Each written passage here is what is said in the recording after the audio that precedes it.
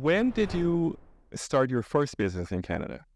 So my first business, I started when I realized, because I went to cooking school after we saved off all this money, and she told me, I will help you out with the school. She helped me out with school. Otherwise, it's very expensive for an immigrant to pay school. I went to fine dining, and honestly, the environment of fine dining, and not talking bad about fine dining, but it is very guys oriented. If you're a girl, you go to pastry station. It's very difficult for a woman chef, to make it in this industry. I quit that industry, and for me, it was a huge, devastating failure, because I wanted to prove my parents that I came here to make it as a chef. And my father was always telling me, it's like, so you moved to another country to do somebody else's dishes? Like, when you have a company here, you could be running my company. He took me to LA one day to a really, really fancy hotel. And he asked me, very, very important question for me in my life is like, when do you think that you can afford something like this? Damn it, I don't think I can ever afford something like this. And it's like, you haven't even tried. Like, you keep doing like dishes. For him, I was just a dishwasher my entire life in here, right? I finally say, you know what, I gonna quit.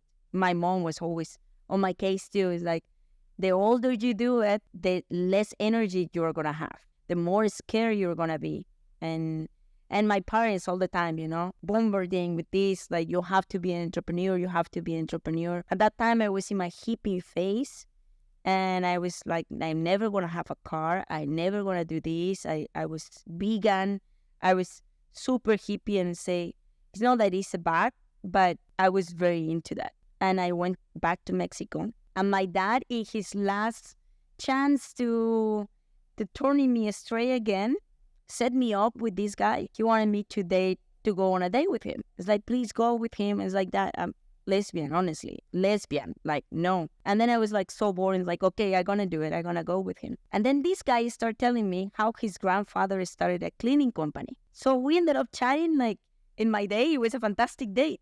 Because for me, it was just data, right? It's like, what else is he doing? What else and what else? Yeah, and then he got a carpet machine, and then he started cleaning cars, and then he started doing that. And then I'm like, and I was like, if this guy couldn't make it in Chiapas, when everybody, what they have is time and water to do their own cleaning, if he could make it in Chiapas, I can easily make it in Canada. I honestly came back, like after 3 months, I came back, and I was like, this. With the business plan. With the business plan. I'm like, this is what I'm going to do. I'm going to do a cleaning company. Did you pitch the idea to Michelle first? I told Michelle, yeah. Why did you decide to have her as a partner? Why didn't you do it by yourself? I started by myself. Oh, you did? I started by myself because she was a manager at the restaurant, and she was getting good money from there.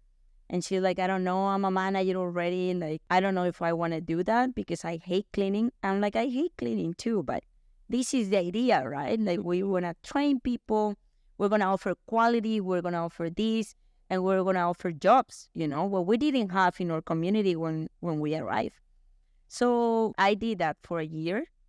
And then I told Michelle I need to buy a car because I was literally carrying my vacuum and everything in the bus, right? With my mom. Like, bye-bye hippie life. Bye-bye hippie life. And I told her, I need $3,000 if you can help me out with that. And she's like, yeah, totally. So Michelle lent you $3,000. $1,000 to start the business. To buy You had already started. my first minivan. To buy your first minivan with $3,000. Yeah, it was down payment. a guy in Surrey. Oh, really? Yeah. You bought the van for $3,000. Yeah, it's $3,000. It was exactly like that. And then, like 5 months later, I told her, you know what?